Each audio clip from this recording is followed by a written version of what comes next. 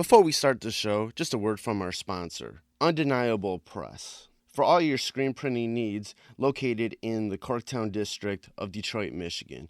If you ever need any t-shirts or any other little promo accessories, posters, or whatnot printed up for you, go to Undeniable Press. They're located, once again, in the Corktown district of Detroit, Michigan, and you can reach them at facebook.com/undeniablepressdetroit. And those same guys who do Undeniable Press also have a clothing line called 20 by 20 Apparel. It's very much wrestling themed, all sorts of nostalgic themes in regards to the history of wrestling. And you can go check out their clothing line at 20x20apparel.com. That's the number 20x, the number 20apparel.com. Now let's start the show. Fresh is the word.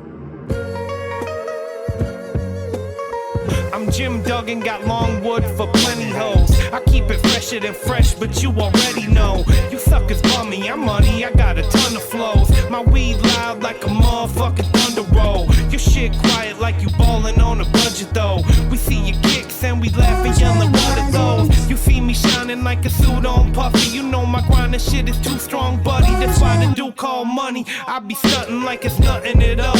Cause it's nothing to me, it's probably something to y'all. Trying to smoke like me, then come and fuck with your dog. Got a closet full of kicks, you can't cop it them all. And I'm fresher than the freshest, you can tell it's in my essence. Bitch, you see the way I'm rapping, yes I do this shit to death. Until I'm running out of breath, or tell somebody cut a check. But either way you know it's fresh, and either way you know it's fresh. Fresh, we fresh. Fresh, goddammit, we fresh. Welcome to the Fresh is the Word podcast. I'm your host, Kelly K. Fresh Frazier. We are back. After a bit of a 6-month hiatus, we're back with new episodes. I'm feeling reinvigorated, feeling refreshed. It's like a rebirth. Just needed some time off to sort of refresh the word, so to speak. And we have a great show coming up for you. And we got some great guests already lined up. So I definitely want to just, get into things. But beforehand, I want to definitely, bring you up to speed about what's going on. Get some new changes onto the podcast. I'm going to, more focus on storytelling this time. We're going to trim down the episodes also. Before I used to have the discussion portion with V Styles afterwards. But it got to be a little bit too long for each episode. So what we're going to do is... that segment with V Styles is going to be its own dedicated episode every once in a while, not on a weekly basis. And we're just going to focus on storytelling with the guests that I have. And before, I used the subtitle of the website is that it was a podcast about music, pro wrestling, and MMA. I went ahead and dropped that because I wanted it to be a little bit more. So it's still going to have like guests from those realms, but also guests that are comic book authors, and anything sort of like that I kind of dig in the realms of pop culture. And I'm super excited about this. Each episode will be a little bit more digestible. I'm going to kind of ease back a little bit as an interviewer and sort of listen more and have the guests tell their story. I'm gonna, definitely ask the right questions, get it in, make sure we go down a nice line of questioning and storytelling, because that's what I want, is to tell good stories and have some sort of actionable lessons to come out of it. I want people to, listen to each podcast and have a little bit of some bits of information to chew on afterwards. So, to get into things, for the first episode back, we're on episode 72 in total. I got a good friend of mine, someone that I've known for a long time. He goes by the name of Tadd Mullinix, but many people would know him under his hip-hop, electronic music alias, which is Dabrye. And recently, he finally came out with another Dabrye album after like 12 years. The final installment of his trilogy. It's called 3-3 and has a slew of guests on there. Guilty Simpson, Ghostface Killah, MF Doom, Rocky Marciano, man, a whole slew of everything. It's a great album.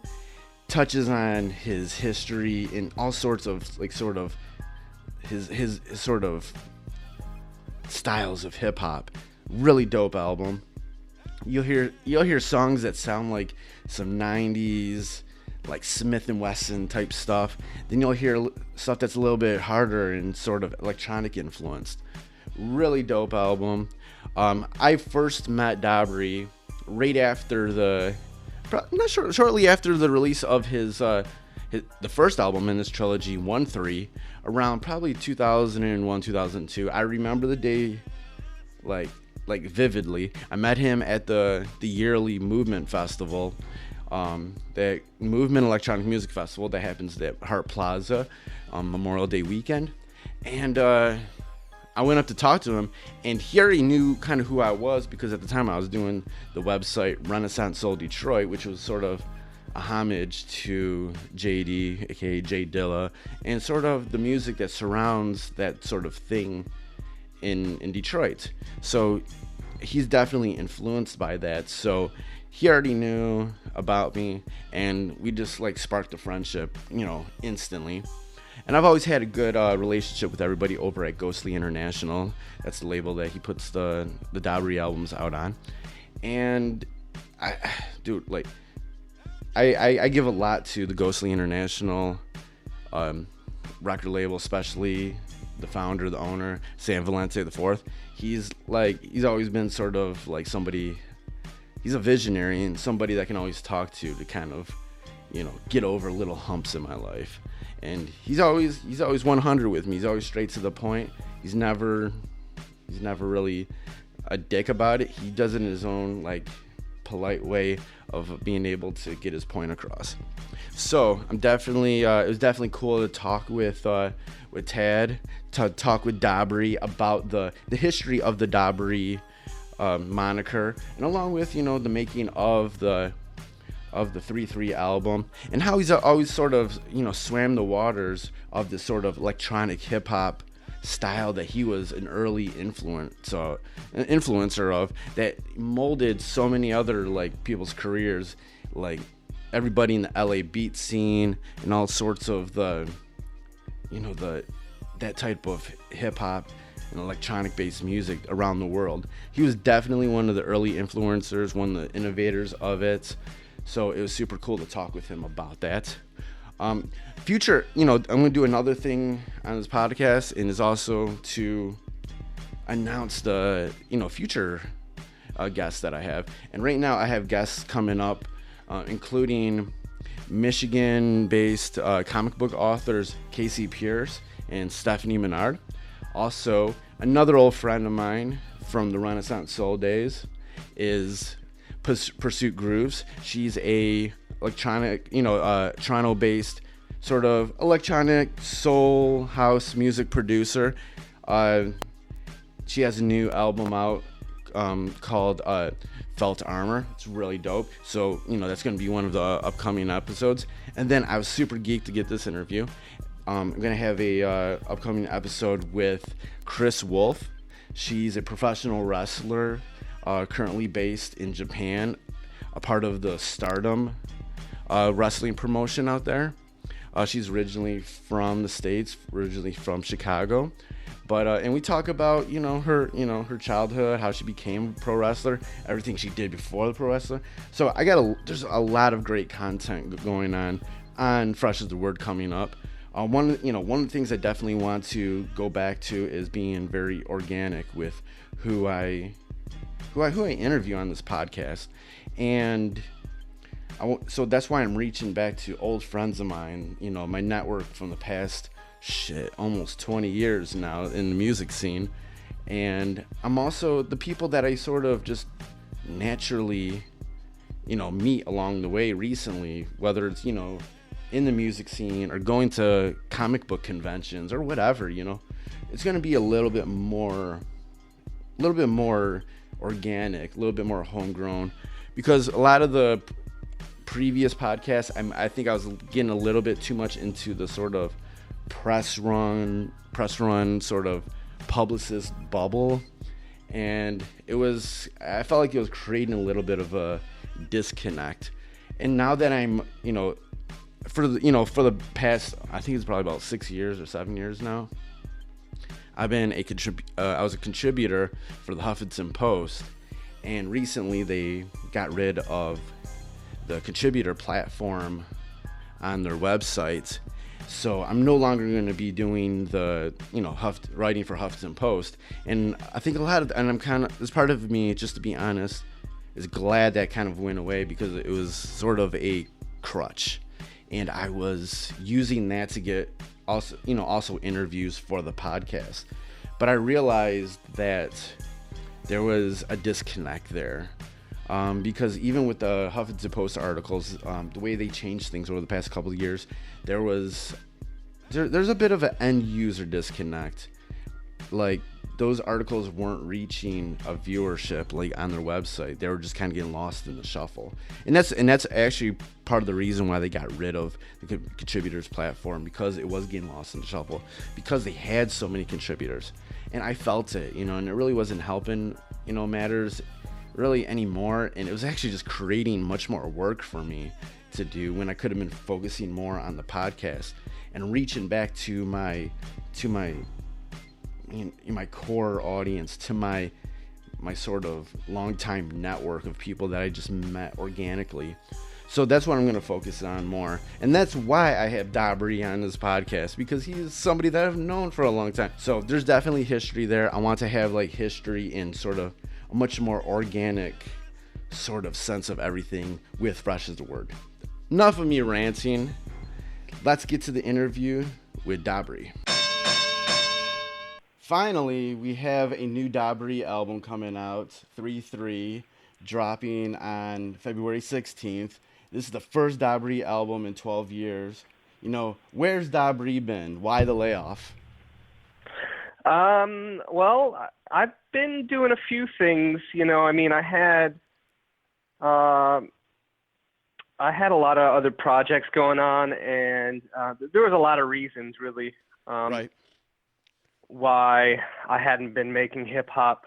I had a few things, though, like, I was asked by Adult Swim to do a remix for CeeLo and Good Time Guys, and Mofono remix, and just various little projects. So I was still producing, but I had a lot of other things that I was doing, like painting, and I wanted to focus on my other styles, the techno and house music and electronica, and I wanted to start my record label.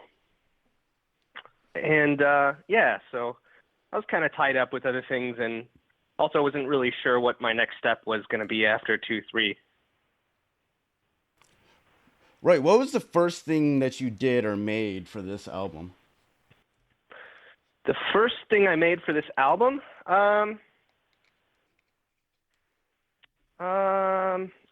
It's kind of a long answer. I had a track that came in late from 2-3 that was Georgia and Dudley. Their vocal parts came pretty late. Yeah. And, it was a shot in the dark anyway. It's not like they, messed up or anything like that. It's just something that came in. So I had those vocal parts for a while, and I had this beat, but then some of my old equipment failed, and I lost some files, so I had to remake that track. And then there's some other older beats on there too. But basically, I had made like a handful of beats over the course of maybe 8 years or something. And then the momentum picked up. And once I kind of got re-inspired, re-energized. What got you re-inspired, re-energized to go full force on this Dabrye project again? Well, what happened was my wife and I, she's Armenian, we wanted to go to visit Armenia, and we heard about this great Center for Creative Technologies called TUMO, T-U-M-O. Okay. And actually it was her mother that was taking a tour of the facility there in the capital, Yerevan. And she was talking to some of the people who were running the sounds section, the studios, and teaching kids how to make music and stuff. And she mentioned my name, and she mentioned Dabrye, and they knew who I was. So they were like, oh, if you're connected to him, it'd be nice to maybe have him involved and maybe do a workshop or something like this. So she relayed the message back, and I had to rack my brain, like, what would I do? How would I teach the kids?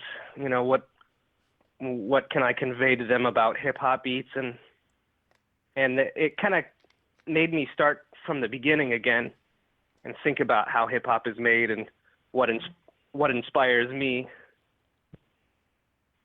And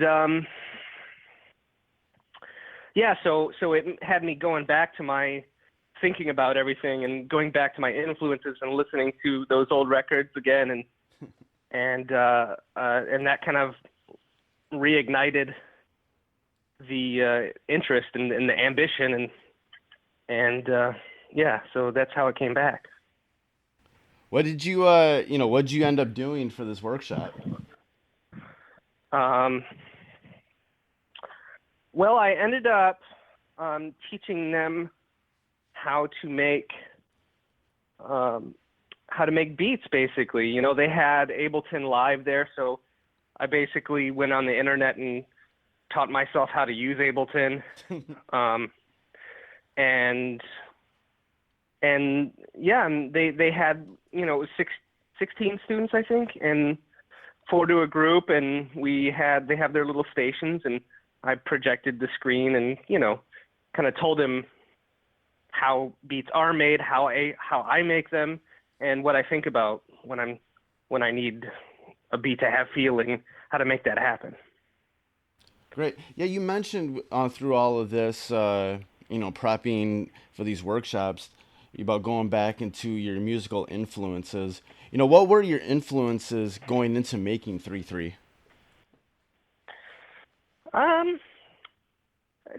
Kind of a culmination of everything new and old. There are tracks on there that are obviously more of a throwback style, and so I was kind of going back in those cases to just like Pete Rock and Diamond D, and even as far back as Let the Rhythm Hit 'Em, and No One Does It Better, and I'm trying to think, old Public Enemy records, If You Have a Black Planet, just going all the way back kind of to when I was really discovering hip hop. And also, like my favorites, Dilla, Madlib, and just didn't really think about anybody consciously, just kind of going back to those feelings, basically. I think if I was listening to any specific albums, I wouldn't really have an answer. It's just kind of certain tracks, that kind of thing. Right. When it came time that you realized, okay, we're going to be making a Dabrye album, 3-3 is coming, after all these years of people wanting another Dabrye album, what was sort of your vision about how you wanted this to result? Well, that's a big question. I mean, I really mulled that over for a long time. Basically, I wanted to make sure that it was sounded like a logical progression, like a natural evolution from 2-3, but also wanted to make sure that it tied into the trilogy. That some beats harken back to the 1-3 album and instrumental albums. But there wasn't really like a real strong concept for the album other than it just being making sense and being a natural progression. And I think a lot of things, the way they happened after I made the beats and we sent them out to the wish list of MCs that I had made. That what I got back from the MCs really played a pretty large role in what the album sounds like. So, and I knew that would happen. So I tried not to build up any expectations. And the way that I selected the MCs had a lot to do with, you know, what the chemistry would probably be. You know, I didn't try to make any crazy pairings, you know, like, you know, I wasn't trying to break ground and see what Ghostface would sound like on a Javanese gamelan sounding track or something, you know, something that he'd never done before. You know, I'd try not to make like any trite moves and make sure that what the beats I was sending these MCs is something that I can imagine them rapping on. Right. I remember you telling me back in the day that for 2-3, the now very classic joint Game Over with JD and Fat Cat was sort of set the tone on how you made that album. Was there any tracks that you made that really set the tone for this album? Not really. I think what happened with that was working with Dilla was my first time working with a professional MC. So I had no idea what the process was going to be like and what the collaboration process was going to be like.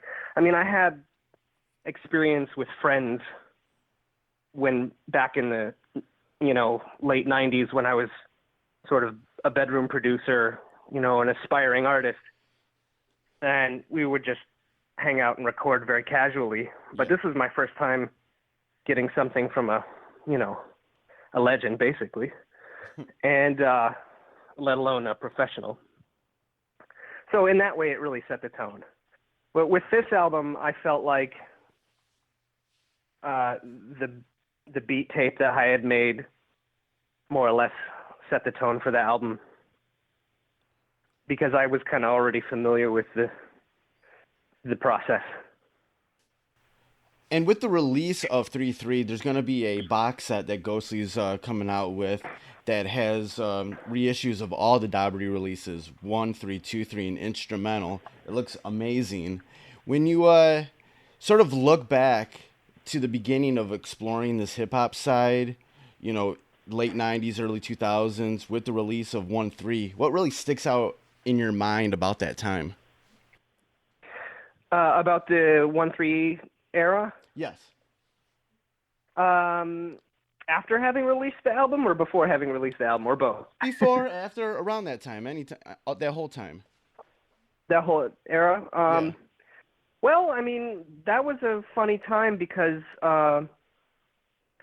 you know, there were electronic artists that were dabbling, or not dabbling, I don't want to minimize their efforts, but they were really getting into producing with a hip-hop thing. I mean, with a hip-hop feel. I remember the East Flatbush Project CD that came out that had like all kinds of people like Funk Storong and I think the Schematic guys producing, you know, remixing Tried by 12. Right. And Prefuse 73 was doing his thing, and there was a sound, and it was probably pretty accurately described as glitch hop. Yeah. And I never really liked that genre, the name of the genre. I mean, I had those records, and I liked those records, but I didn't like the genreification of the sound. Right. Because it kind of boiled it down to some sort of gimmick, you know, like it's going to have a glitchy sound in it. It's got to sound electronic. It's got to sound like the computers on the fritz, you know? Right.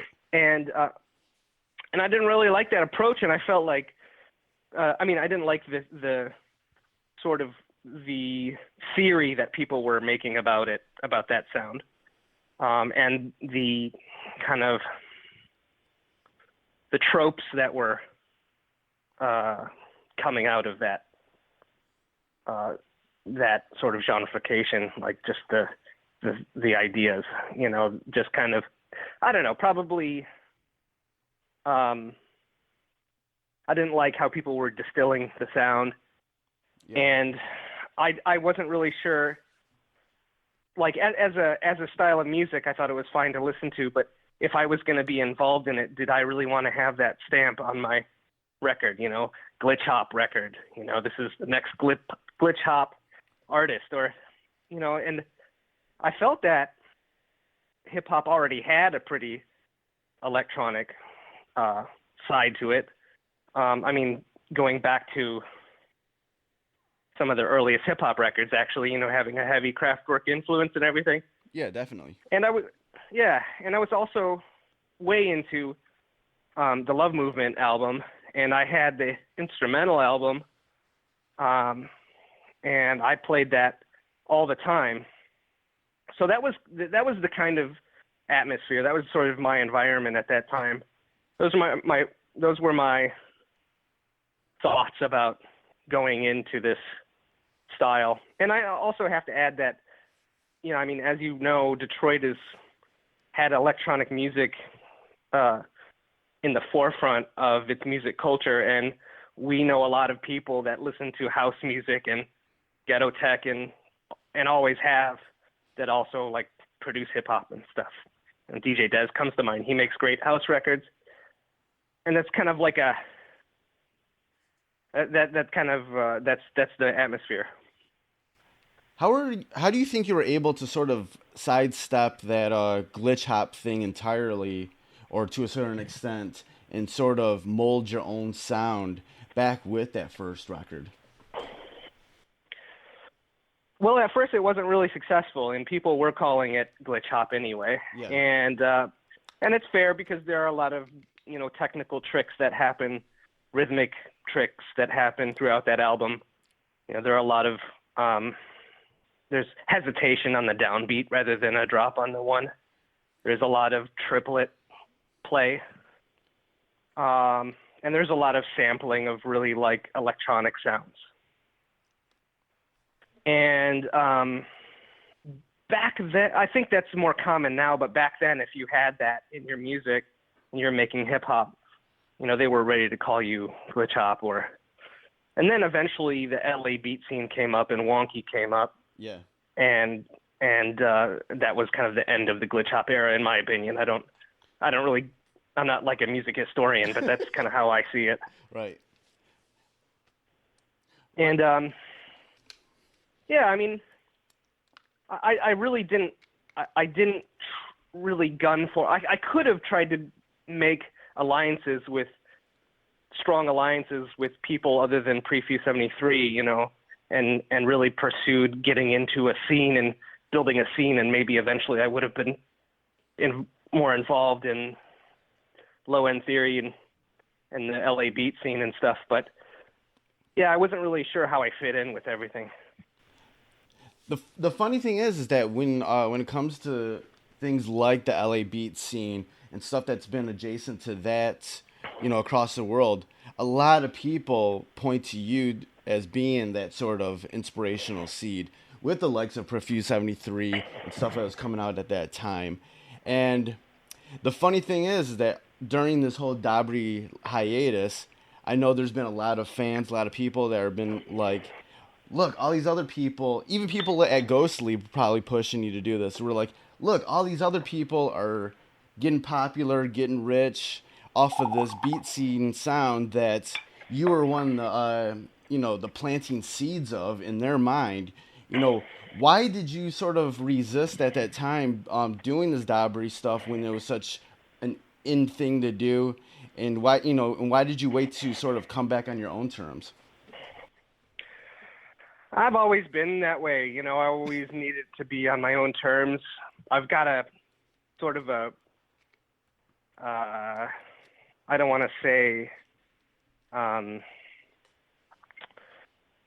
what's the word for it? It's sort of a rebellion, not a contrarian, but maybe a rebellious proclivity. And when I feel like, I feel like what happened back then was the sound really coalesced, and a lot of people were inspired, not just by myself, but also Dilla and, you know, a few others. And the Low End Theory, those guys gave me so much love, and they would always, you know, like tell people about me. So I don't, you know, I've always felt welcome and really appreciated and stuff, but the money and the fame and the shows and the spectacle and the sort of the social aspect of music can be pretty disappointing, to be honest with you. Right. I mean, it's not how I want to live. You know, I live a pretty modest and quiet lifestyle, and I don't need to have a crew. I don't need to have an entourage or fans and all that kind of stuff. It just really ends up being a pain in the butt, to be honest. So, I mean, it really does. I you know, I don't really value those things very much. And I know you don't have to necessarily resist it, or you don't have to really pursue it strongly. You can kind of go with the flow. But what ends up happening is you start going on touring circuits, like really long tours, and that can be really bad for your relationships. And, you know, if you get depressed, you can start doing drugs. If you have anxiety problems, you can start developing drug problems and serious mental problems. And you know, it's just not a good look for a lot of people. I mean, we see it all the time. You know, people having, you know, saying stupid shit on social media and, you know, acting like assholes and thinking it's cool and all that stuff. So, right. Yeah, I never really wanted to chase that shit. No, I get that, and even whether it's on a bigger level, even on a smaller, you know, local level, when you sort of get too encompassed in like those scenes and whatnot, it can quickly be a little bit overbearing, and not everybody's really cut out to it. You know, sometimes I'm just like, can I just like go DJ or do music without having to like socialize so much, be a part of it so much? Yeah, absolutely. Yeah, I mean, the other side of it too is that when you're in, and I started to see this when my popularity started rising, that you know, you'll start to get booked to play shows, and the local acts and the warm-ups are really inspired by you, which is amazing. I mean, you know, if I can inspire somebody, I really appreciate that, and I'm so lucky I can be that for someone. But at the same time, you end up playing all these shows, and you realize that you're sort of in an echo chamber. Right. And, you know, what happens a lot when these sort of subgenres turn into bigger scenes is they get kind of insular, and they're not really, it's all about the sound, you know, they're all, you know, the next record is going to have compression, and it's going to have a different type of kick drum, and oh snap, you know, everybody's measuring these pretty incremental changes in the music. And yeah, like I said, they're not really exploring anymore, I don't think. You know, they're just kind of nudging it along, and I think they lose a little bit of perspective. And this doesn't happen all the time, but I think like once I started seeing that it was just like really trend oriented, it kind of turned me off a little bit. And it's not to, you know, this is not a lot of people that make, you know,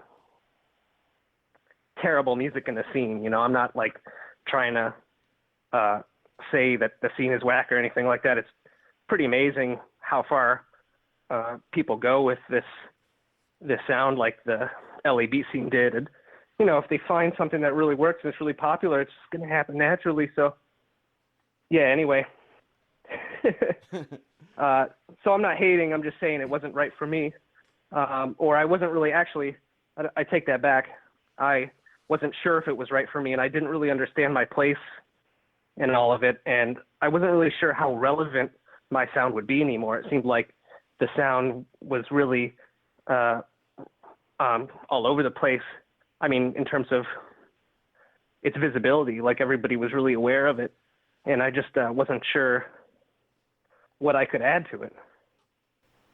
Now that you're back with this 3-3 album, what were some of the more, enjoyable tracks that you were able to make for this album? Like in regards to what after you're done with it, you're like, oh, this was dope, or just even the process of making it. What was some of the most enjoyable times in making this album?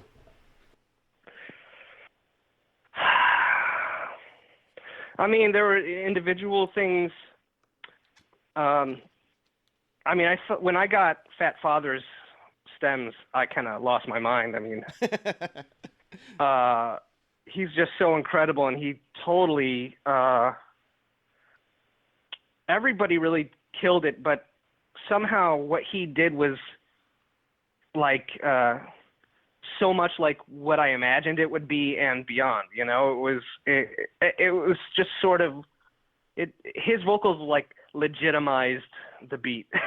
So that was so much fun, and he's an amazing MC, and also I think getting to work with Doom again and getting to work with Ghostface, I mean, that was like a dream come true. I've been listening to Wu-Tang since I was a little skater brat. And yeah, so it was just amazing. That's so much fun. Were you able to get most of the people that were on your wish list? Yes.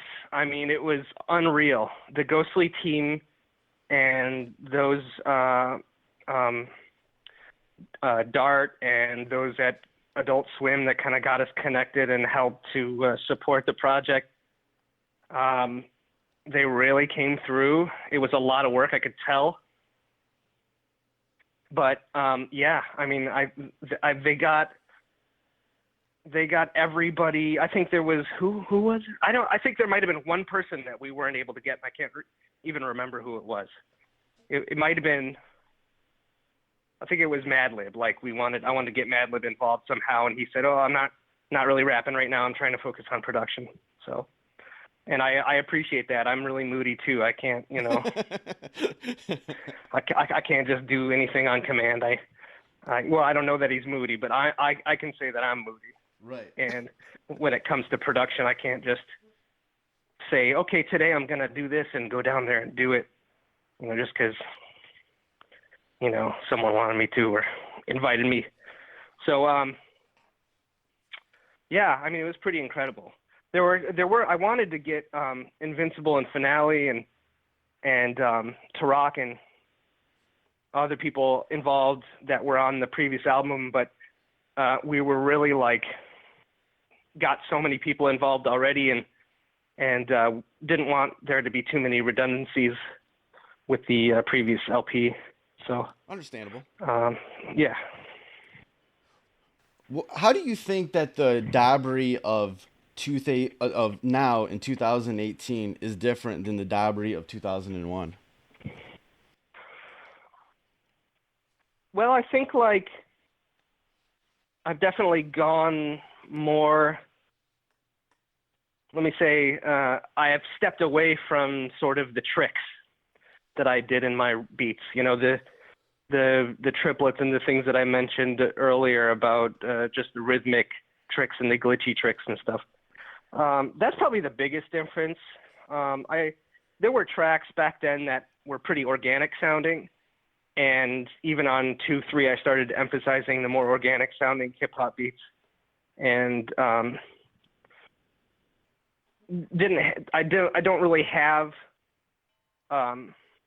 such a strong inclination to make a conceptual statement anymore. Now that I've kind of have a really clear picture of what I'm doing, everything can kind of happen a lot more naturally.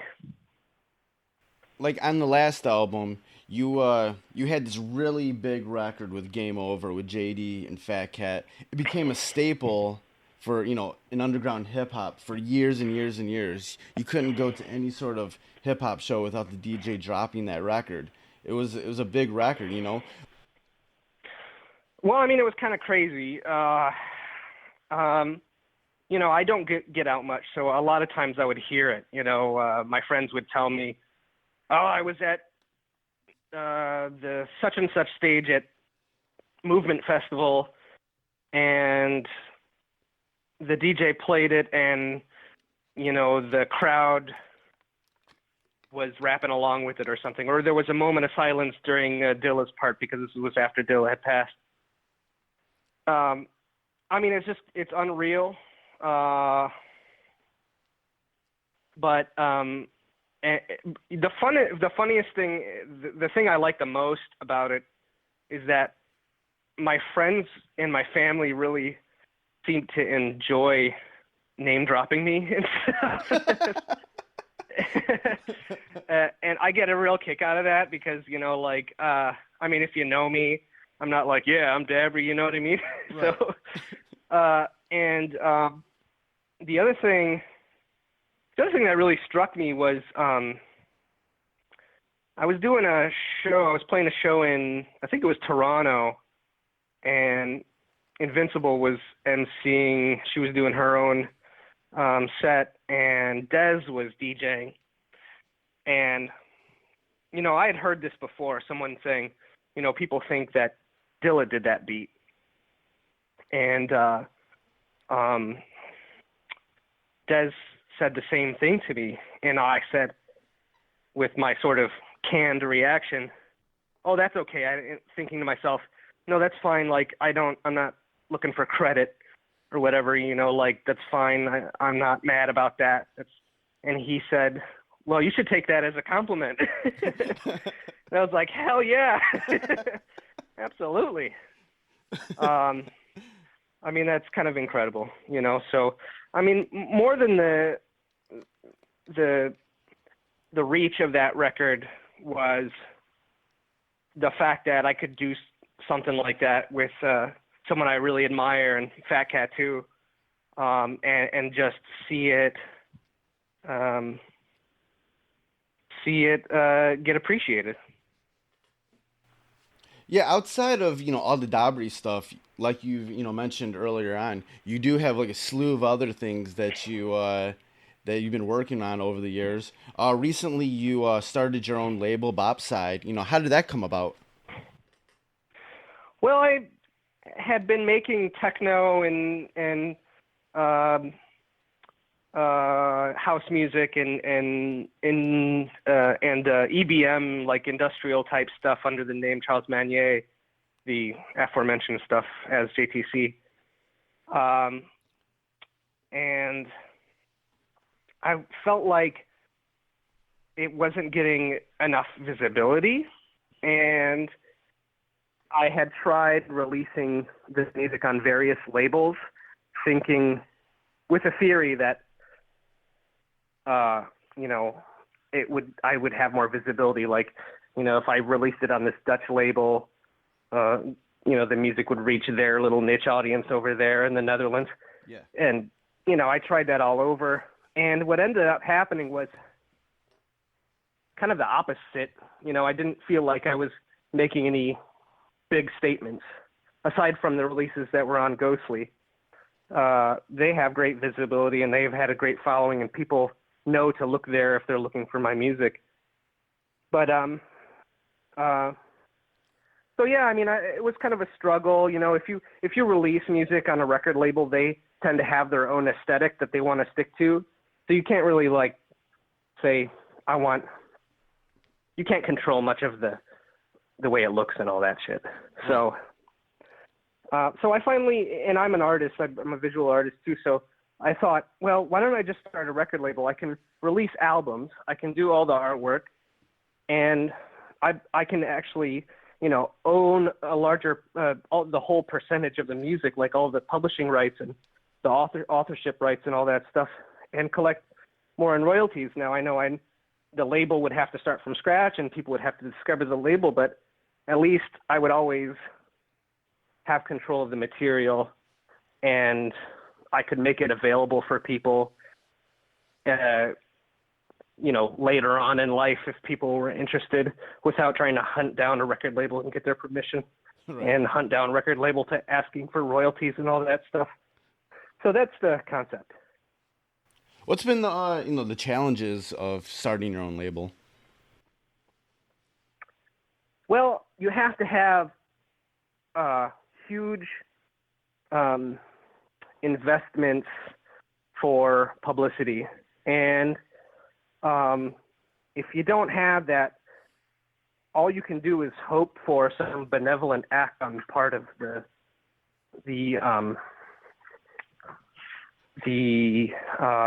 press market. And I have a label manager based out of London, awesome dude and friend named Ben Morris, and he is connected enough to get the material in the right hands. And I've been fortunate enough to have attention from people like Fact Magazine and Resident Advisor, just kind of deciding that they'll cover it without, a publicity agent confronting them and all that stuff. And I don't think anybody can be that lucky. And if I had, a huge campaign, I'm sure I would be able to reach a wider audience. But for now, we have to keep a pretty modest budget. What's sort of your vision about, the type of music that you want to put out on your own label? That is anything that I want to. That's one of the real liberating things about having your own record label. A lot of people want to stick to some sort of genre, and maybe by not doing that, it's a detriment to the success of the label. But as long as I'm breaking even and I can get the message across, I think I can just hope that people will kind of catch on to what the label is and what I'm trying to do with it. Do you have any upcoming releases for any of your various monikers that you record under? I have a new project that's coming out on Ghostly called X Altera. It's X-ALTERA.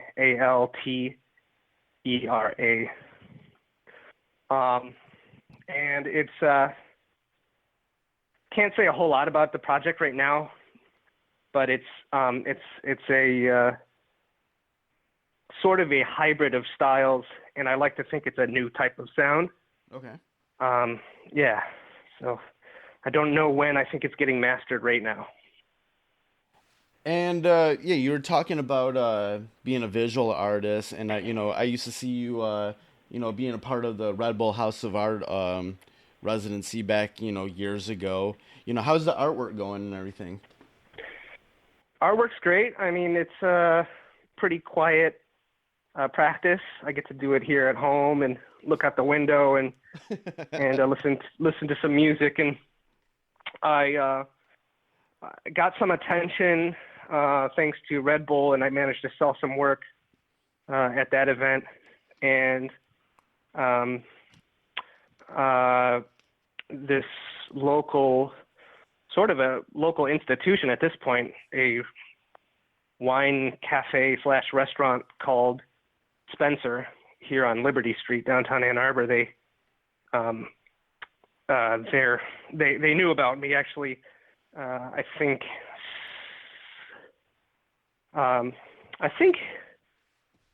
Steve Hall is co-owner. He and his better half. I think he's a former Neutral Zone student. So there was or teen. I don't think they call them students, but there's sort of a milieu or a community of younger people here that are familiar with Ghostly and grew up listening to Ghostly records and stuff. And so I think he's a mutual friend of Brandon too, MC Kadence. Okay. But he found out about the artwork stuff, and I'm a huge fan of his restaurant, the wines they curate. And went in there, started going there on a regular basis with my wife, and he proposed that we do a solo show. So he looked through my material, and we sort of curated the pieces together and had another show and sold a bunch of work. So, yeah, now I'm working on smaller format pieces, and I think Red Bull did another little video about me that's floating around up there. But yeah, I'm working on smaller format pieces and less precious materials. I'm painting on cardboard now and trying to get away from the preciousness of artwork. Nice. Now, as we wind down this interview, is there anything that we didn't talk about that you might want to talk about? No, I'm good. I think I've talked your ear off enough. Great. What if anybody wants to check out any of your releases, the Dabrye releases, or anything on Bop's side, where can they find you online? Well, the Bop side stuff will always be on Ghostly. I mean, we've got a contract for a while, so and I'm happy for that. And but if they want to find Bop side releases, they can find it all at bopside.bandcamp.com. And also Fit Distribution, based out of Detroit, they will take orders from shops. And yeah, ghostly.com. Cool, man. It's been great talking with you. Likewise, Kelly, man. I appreciate it. So that was my interview with Dabrye.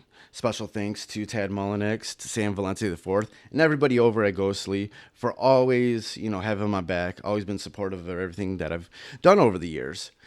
Definitely go cop that Dabrye album 3-3. It's out now. And before we go, I want to announce a new segment on the podcast. It's called The Fresh Pick of the Week. What that is each week I'm just going to pick something, whether it's a song, a new album, a new comic book, whatever, and just kind of give my thoughts about it. I just wanted to sort of pay it forward about some things that I've picked up along the way, because I get a lot of things in my inbox, and I pick up, a lot of things that are more maybe independent comic books or small press companies or whatever that definitely would like to share with people. This week's pick is the album Sometimes a Rose Will Grow in Concrete by the Los Angeles-based soul music artist Cy Smith. I first heard of Cy Smith through some good friends of mine, the Foreign Exchange, that collective, which includes Phonte, formerly a little brother, and Nicolay, my good homie from Detroit, Zoe, and they've always had a rotating guest, rotating lineup of guest singers on all their albums. And Cy Smith has definitely had some history with them. And Foreign Exchange has always been a friend of the podcast and friend to mine. Probably since, I think, 2011, I've always been booked by them to, DJ their shows, like here in Detroit. I usually open for them because they usually book their own tours, and they do everything DIY. And they're still doing it. This year's going to be is not an exception. Phonte just put out a new album that's incredible. But that's where I first came to hear Cy Smith. And earlier this year, she did put out this new album, Sometimes a Rose Will Grow in Concrete. It's fantastic. It is like soul music at its finest, and I can't get enough of it. It's through, we have so much like sort of R&B and rap music that's on the trap music side these days, that it's so good to hear some soul music with some melodies and some. Not only does this album have sort of, deep content, but it also has some really heartfelt, happy content. There's some humor in it. It's a nice range of emotions. Everything's not so serious on it, but there is serious content. It's just a really fun album, and I definitely feel like you should, definitely check it out. Just a really, deep soul music grooves, soul music, melodies. It's definitely a huge recommendation. If you want to hear more, you can always go to sysmith.com. That's SYSMITH.com. And if you do check out this episode of the podcast, it will be in the show notes on the website, freshasthepodcast.com. There's a Bandcamp link where you can actually listen to the album. I definitely recommend it. Definitely recommend that you buy the album. It's always, whatever, you can stream it if you want, but let's support these artists like this. And, spend the $7, for the digital download, or the $15 for the digital download and CD, whatever. Just, support, artists like Cy Smith, because these are the people that we need in these really weird times that we're having in America and around the world. So that was, that's the first episode back of Fresh is the Word. I definitely thank you for listening to it. There's a lot of ways you can help out with the podcast if you're feeling it. If you want to, just help us out. You can always subscribe to Fresh is the Word on iTunes, Stitcher Radio, Mixcloud, SoundCloud, Google Play, and TuneIn. It's on all those platforms. Just type in Fresh is the Word, and it should come up. If you can, please, and this will really, help out the podcast. I know I know everybody's busy, but if you could just take the couple minutes out of your day to do so, if you could go on iTunes and give us a good review, hopefully 5 stars, it would definitely help build the community that I want to build with this podcast. I've also changed, most of the social media for myself and the Fresh of the Word socials online. So please note of that. If you want to hit me up personally, you can hit me up on Twitter and Instagram at KellyOmegaFresh. I'm still at Facebook.com/KFresh. And on Mixcloud, I'm on Mixcloud.com/Rensoul. For Fresh of the Word, the Twitter handle now is FITW Podcast. And then on Instagram, you can find us at Fresh is the Word Podcast.